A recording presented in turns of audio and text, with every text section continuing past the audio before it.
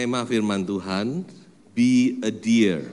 Deer itu rusa, kijang. Kita disuruh jadi rusa. Rusa itu adalah salah satu binatang yang disebutkan di dalam Alkitab. Dan saya melihat tentang rusa ini tidak ada catatan negatif. Di rusa ini cukup track recordnya baik. Dan juga rusa itu adalah salah satu binatang yang halal untuk dimakan. Kita melihat ayat pokok kita di dalam Kidung Agung pasal 2 ayat yang ke-17. Sebelum angin senja berhembus dan bayang-bayang menghilang, kembalilah kekasihku, berlakulah seperti kijang atau seperti anak rusa di atas gunung-gunung tanaman rempah-rempah.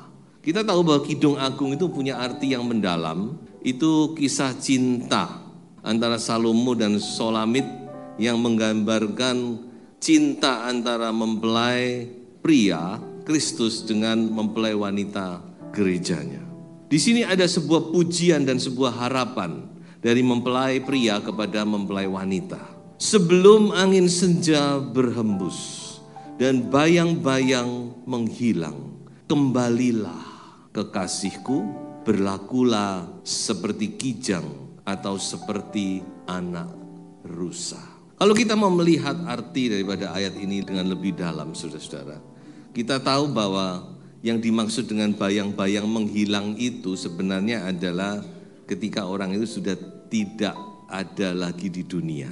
Kalau bayang-bayang memanjang, kalau sudah lihat ada kata bayang-bayang memanjang itu ketika kita sudah usia tua, karena mataharinya udah mau terbenam nih. Jadi ketika matahari condong ke barat, bayang-bayang orang itu akan semakin memanjang. Tapi ketika bayang-bayang hilang, artinya orang itu sudah tidak ada lagi di dunia. Angin senja, bayang-bayang menghilang, itu gambaran ketika orang itu sudah mendekati ajal, atau bahkan sudah ajal menjemput. Dan di sini ada sebuah harapan, bahkan saya katakan ini sebuah seruan hati. Kembalilah. Kata kembali itu identik dengan bertobatlah. Karena bertobat itu adalah kita berbalik arah, pulang itu bertobat. Kembalilah hai kekasihku, berlakulah seperti kijang atau seperti anak rusa. Jadi dengan lain kata pengertian rohani dari ayat ini yaitu Yesus sebagai mempelai pria dari gereja Tuhan. Dia ingin supaya kita kembali berlaku seperti seekor rusa. Ayo balik. Ayo bertobat. Saya mau katakan saudara-saudara bahwa pertobatan itu bukan sekali untuk selamanya. Waktu kita percaya Tuhan kita bertobat maka dosa udah beres. Tidak. Bertobat itu sebuah gaya hidup, lifestyle. Di mana kita terus harus diproses oleh firman Tuhan. Jadi kalau saya ngomong bertobat bukan artinya saudara ini melakukan sesuatu yang jahat atau yang keji atau apa yang bukan. Tapi itu sikap hati kita untuk kita kembali. Kembali kepada kehendak Tuhan. Kembali kepada hati Tuhan. Dan hati Tuhan mau supaya kita berlaku seperti seekor rusa. Dan sekarang kita mau melihat mengapa rusa. Yang pertama sudah kita baca di dalam Mazmur 42 ayat 1 sampai ayat yang keempat. Judul daripada Mazmur ini adalah kerinduan kepada Allah. Untuk pemimpin biduan, nyanyian pengajaran Bani Korah.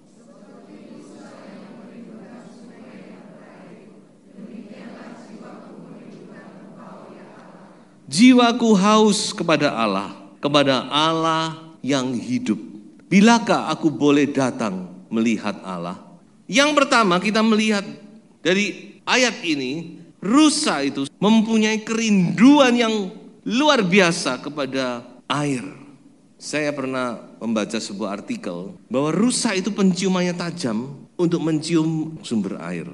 Dari jarak yang cukup jauh, tidak tahu berapa kilo saudara, dia bisa mendeteksi kalau di sana ada sungai, kalau di sana ada air. Makanya di sini dikatakan oleh pemazmur seperti rusa yang merindukan sungai yang berair. Demikianlah jiwaku merindukan Engkau, ya Allah. Pemazmur dia rindu kepada Allah, bagaikan rusa yang mencari di mana ada air. Dia tidak peduli berapa jauh itu, dia akan datang ke situ karena dia haus, dia butuh minum. kerinduan. Yang saya bisa simpulkan, yang pertama yang harus kita tiru teladani dari seekor rusa ini adalah kerinduan yang besar kepada air. Air bicara tentang firman, air bicara tentang Roh Kudus, mata air bicara tentang Yesus Kristus. Dan ini yang Tuhan mau dalam hidup kita, yaitu kita selalu punya kerinduan kepada Tuhan. Dan saya mau katakan bahwa Tuhan adalah Tuhan yang menjawab kerinduan. Perhatikan perkataan saya. Tuhan itu adalah Tuhan yang menjawab kerinduan. Ketika kita datang kepadanya dengan sebuah kerinduan, dengan rasa haus yang mendalam, maka Tuhan akan hadir dan menjawab. Hadiratnya akan menjamah kita. Mengapa anak Tuhan datang kepada Tuhan tidak merasa apa-apa? Mengapa hamba Tuhan datang kepada Tuhan tidak merasa apa-apa? Mungkin salah satunya karena datang itu tidak membawa sebuah kerinduan. Saudara datang, saudara melayani, kalau itu hanya sekedar memenuhi kewajiban, saudara tidak hadir, tidak datang dengan sebuah kerinduan kepada Tuhan, mencari Tuhan. Maka saya mau katakan, angel ketemu Tuhan. Meskipun saudara bangun pagi pun angel, tidak menjamin. Makanya kalau kita datang kepada Tuhan, saudara-saudara, kita tidak boleh cuma sekedar datang. Oh ya wis, datang. Oh ini jam ibadah, datang. Kalau saudara membawa sikap yang demikian, saya mau katakan rodo angel ketemu Tuhan. Karena saya mau katakan sekali lagi, Tuhan adalah Tuhan yang menjawab kerinduan Anda. Tapi kalau saudara rindu, haus, lapar, saya jamin dalam nama Yesus, saudara akan dipuaskan. Matius pasal 5 ayat yang ke-6. Berbahagialah orang yang lapar dan haus akan kebenaran, karena mereka akan dipuaskan. Saudara akan menemukan sumber air dan saudara dapat minum sepuas-puasnya. Dan saudara akan terlepas dahagamu, laparmu terpenuhi. Saya sudah mengalami. Ada kalanya saya datang dengan begitu saja, ikut doa pagi dengan ya sudah pulang emang gitu toh. Tapi ada kalanya rindu ketemu Tuhan dan saya merasakan hadirat Tuhan luar biasa. Membaca Alkitab juga sama. Ada kalanya saya membaca itu dengan kerinduan. Aku pingin itu bisa mendapat banyak. Soalnya Alkitab itu huruf-huruf itu loncat. Ayat yang biasa dibaca, ayat yang sudah kita ketahui bersama itu jadi hidup. Tapi ada kalanya cuma hari ini belum baca Alkitab, tak baca sebelum tidur. Ya gak dapat apa-apa. Makanya kerinduan itu penting. Karena firman Tuhan ngomong harus rindu. Ketika kita rindu, maka di situ Tuhan akan hadir. Coba sebelum saya beralih kepada poin yang berikutnya, kita baca sebuah ayat lagi. Pengkhotbah pasal 4 ayat 17. Jagalah langkahmu kalau engkau berjalan ke rumah Allah. Menghampiri untuk mendengar adalah lebih baik daripada mempersembahkan korban yang dilakukan oleh orang-orang bodoh. Karena mereka tidak tahu bahwa mereka berbuat jahat. Menghampiri untuk mendengar. Jaga langkahmu. Itu bicara tentang sikap kita, sikap hati kita. Saya yakin sepenuhnya. Ya. Yang kedua, rusa berbicara tentang sebuah ketangkasan. Coba kita baca di dalam Habakuk pasal 3 ayat 19. Allah Tuhanku itu kekuatanku. Ia membuat kakiku seperti kaki rusa.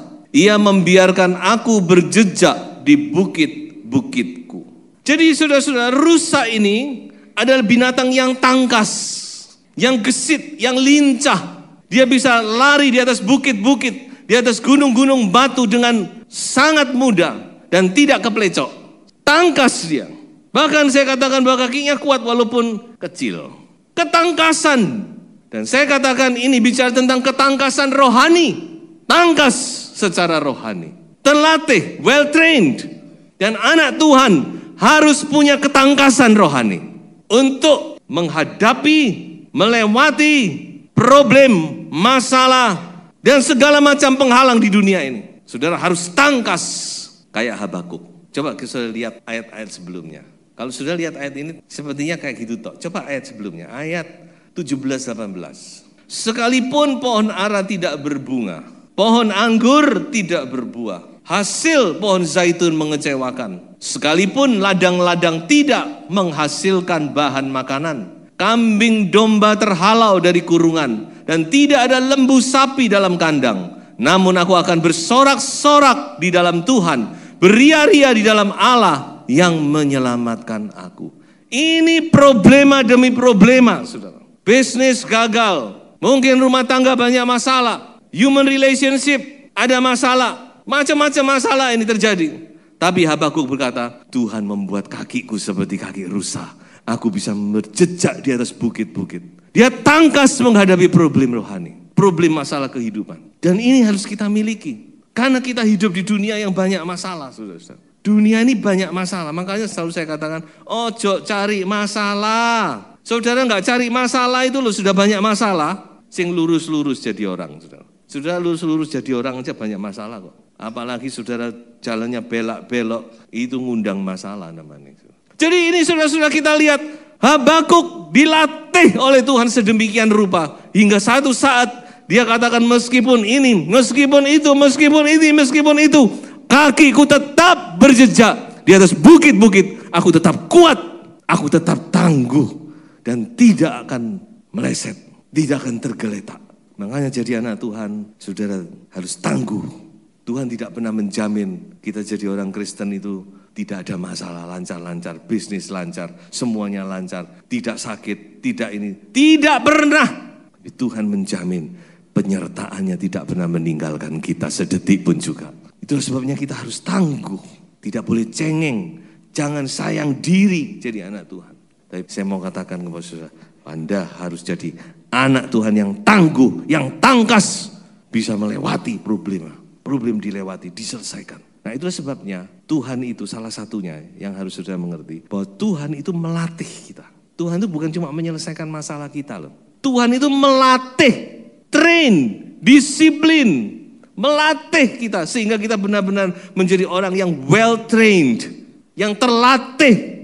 Masalah datang kita lewati, masalah datang makin tangguh kita. Coba baca satu ayat, Ibrani 12 ayat yang 11. Memang tiap-tiap ganjaran pada waktu ia diberikan tidak mendatangkan sukacita, tetapi duka cita. Tetapi kemudian ia menghasilkan buah kebenaran yang memberikan damai kepada mereka yang dilatih olehnya. Ayat 12. Sebab itu kuatkanlah tangan yang lemah dan lutut yang goyah. Pas bukan ayat ini? Kuat supaya saudara bisa melewati. Masalah datang. Oke, anggap ini sparring partnermu. Jangan sayang diri. Sedikit-sedikit nyalakan orang. Sedikit-sedikit nyalakan Tuhan. Sedikit-sedikit nyalakan gereja. Sedikit-sedikit nyalakan pendeta. Waduh saudara-saudara. Kalau sudah terus nyalakan orang, sudah tidak akan menjadi orang yang tangguh. Makanya di dalam ratapan, berdiam diri waktu menghadapi masalah. Bergumul dengan Tuhan. Supaya Anda menjadi punya kaki rusa. Kaki yang tangguh bisa melewati problema. Gunung batu, seterjal apapun sudah tidak jatuh. Dan sudah bisa melompat. Haleluya.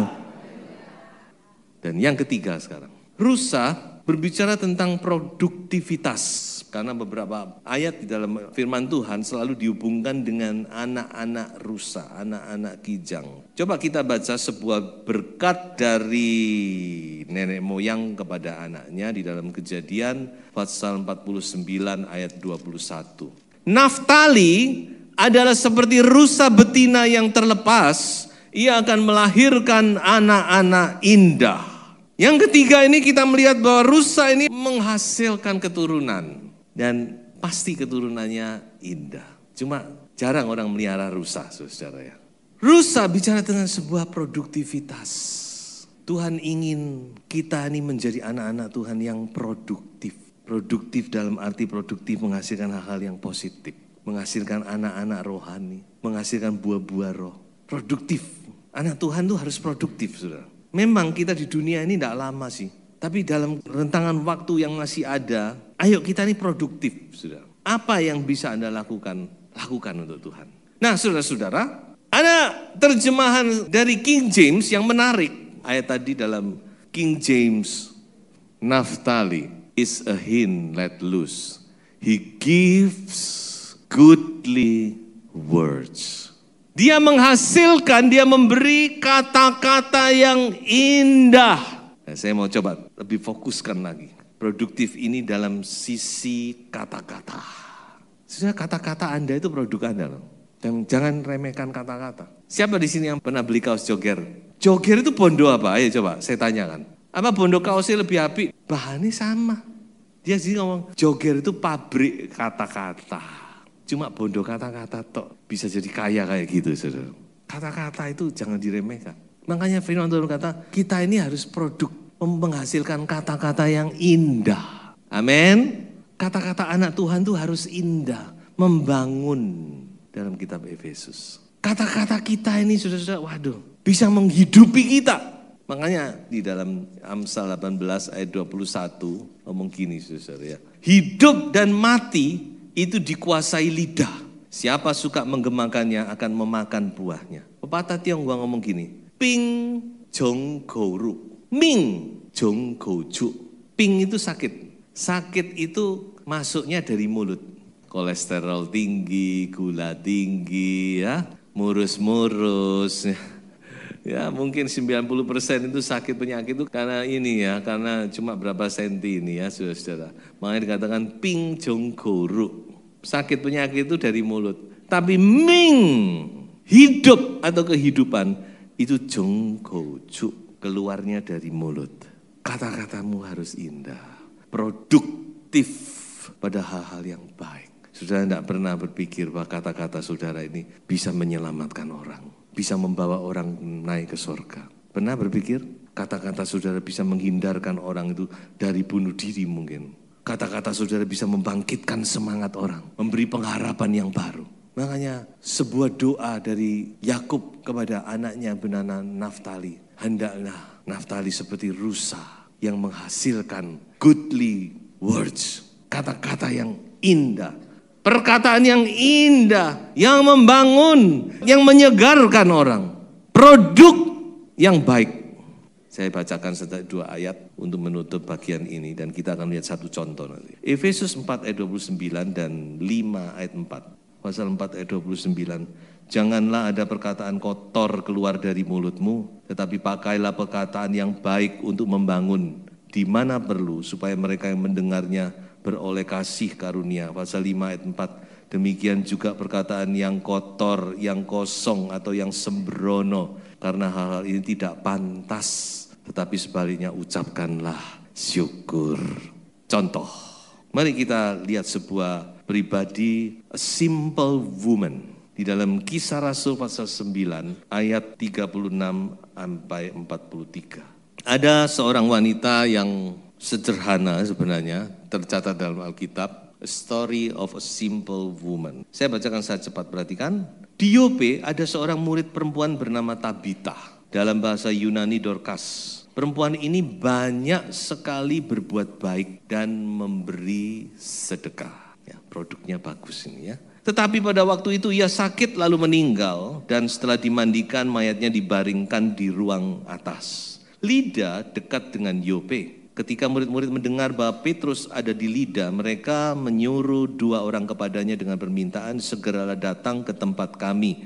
Maka berkemaslah Petrus dan berangkat bersama-sama dengan mereka. Setelah sampai di sana, ia dibawa ke ruang atas. Dan semua janda datang berdiri dekatnya. Dan sambil menangis, mereka menunjukkan kepadanya semua baju dan pakaian yang dibuat Dorcas waktu ia masih hidup. Tetapi Petrus menyuruh mereka keluar, lalu ia berlutut dan berdoa. Kemudian ia berpaling ke mayat itu dan berkata, Tabita, bangkitlah. Lalu Tabita membuka matanya dan ketika melihat Petrus ia bangun lalu duduk. Petrus memegang tangannya dan membantu dia berdiri. Kemudian ia memanggil orang-orang kudus beserta janda-janda. Lalu menunjukkan kepada mereka bahwa perempuan itu hidup. Sampai di sini saja. Mengapa saya ambil contoh ini? Tidak kebetulan. Karena nama daripada Tabita dalam bahasa Aramaik dan Dorcas itu dalam bahasa Yunani, itu artinya adalah a deer, rusa. Jadi ini tidak kebetulan, rusa. Dan rusa yang satu ini, saudara, dia memproduk hal-hal yang baik, berguna walaupun dia seorang janda, tidak punya apa-apa. Tidak dikatakan di sini dia punya anak, punya suami. Walaupun dia sendirian, tapi dia menghasilkan hal-hal yang baik. Makanya waktu dia meninggal ditangisi, saudara-saudara.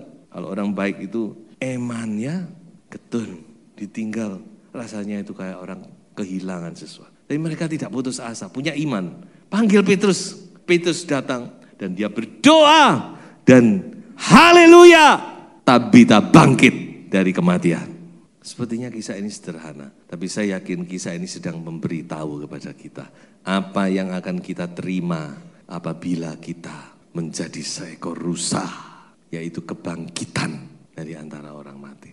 Makanya Paulus berkata, yang aku rindukan, aku rindu menggenapi sengsara Kristus, supaya aku mendapat bagian dalam kebangkitan. Kebangkitan yang mana ini? Coba saya ajak saudara membaca sebuah ayat. Dan sekaligus saya akan memberitahu supaya saudara meningkat pengertian pengenalan saudara akan firman Tuhan. Di dalam Wahyu 20 ayat 6, coba kita baca ayat ini. Berbahagialah dan kuduslah ia yang mendapat bagian dalam kebangkitan pertama itu. Kematian yang kedua tidak berkuasa lagi atas mereka, tetapi mereka akan menjadi imam-imam Allah dan Kristus. Dan mereka akan memerintah sebagai raja bersama-sama dengan dia 1000 tahun lamanya. Saudara nanti baca di dalam Wahyu pasal 20. Judul daripada perikop ini adalah Kerajaan 1000 tahun. Ini yang Anda harus mengerti bahwa Tuhan Yesus datang kedua kali adalah untuk menggenapkan firman Tuhan. Menggenapkan doa Bapa kami. Apa doa Bapa kami? Datanglah kerajaanmu, jadilah kehendakmu di mana? Di bumi seperti di dalam surga. Itu digenapkan karena Alkitab memberitahu Tuhan Yesus datang untuk menjadi raja selama 1000 tahun. Milenium yang ke-7. Makanya ada kebangkitan pertama. Kalau ada yang pertama berarti ada yang kedua. Tesalonika berkata ketika dia datang, maka orang-orang yang mati dalam Tuhan akan terlebih dahulu dibangkitkan. Dan kita yang masih hidup, kata Paulus, akan diubahkan dan kemudian diangkat bersama-sama bertemu Kristus di angkasa. Dan Kristus akan kemudian turun ke bumi untuk apa? Untuk menjadi raja selama 1000 tahun. Jadi kebangkitan yang pertama, K1 itu kebangkitan orang benar. Orang-orang di dalam Tuhan. Tapi setelah 1000 tahun, akan ada kebangkitan lagi, namanya kebangkitan kedua. Itu kebangkitan umum. Orang-orang fasik itu dibangkitkan untuk dihukum. Makanya saudara, Paulus ngomong, aku ingin dapat bagian dalam kebangkitan. Itu kebangkitan pertama. Saudara yang tidak pernah keluar negeri gak usah bingung. Nanti bumi ini milik saudara kok. Sudah percaya saya, gak usah bingung. Yang sering keluar negeri gak usah sombong. Karena dikatakan kita akan menjadi raja, memerintah di bumi ini. Mungkin selain ada raja, ada menteri, ada gubernur, ada camat, ada yang jadi RT, menjadi imam-imam. Makanya Petrus kan ngomong, kita ini imamat yang rajani. Saya sudah perhatikan, firman Tuhan itu perhatikan, direnungkan.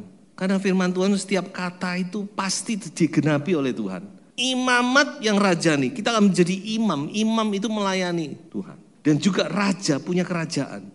Jelasnya gimana ya nanti wait and see, kita lihat lagi. Excited ya, kita menghadapi sesuatu yang luar biasa di depan ini. Oleh sebab itu mari saudara, kita tentu semua ingin mendapat bagian dalam kebangkitan pertama, amin. Dan saya berdoa semua kita nanti ketemu lagi, kita tetap akan ketemu lagi, amin. Haleluya, dunia ini cuma sementara ya. Kita akan bersama-sama dengan Kristus, dikatakan demikianlah kita akan bersama-sama dengan dia dan tidak akan ada lagi perpisahan.